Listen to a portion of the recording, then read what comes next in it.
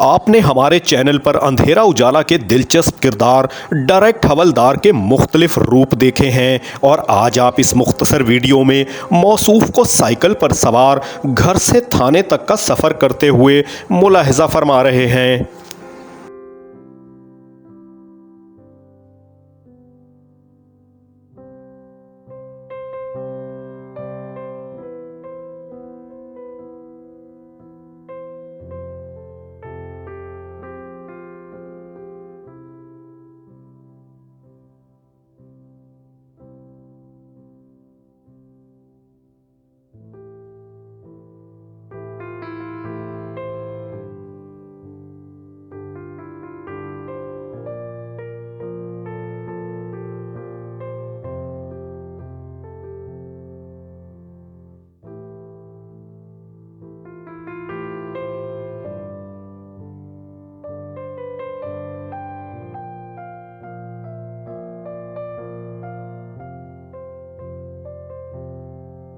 नाजरीन, उम्मीद है हमारी आज की इस मुख्तसर सी कोशिश ने आपके बचपन की सुनहरी यादों को ताज़ा कर दिया होगा। आपसे दरख्वास्त है कि हमारे चैनल को सब्सक्राइब कर लें। अपना ख्याल रखें। आपका बहुत शुक्रिया।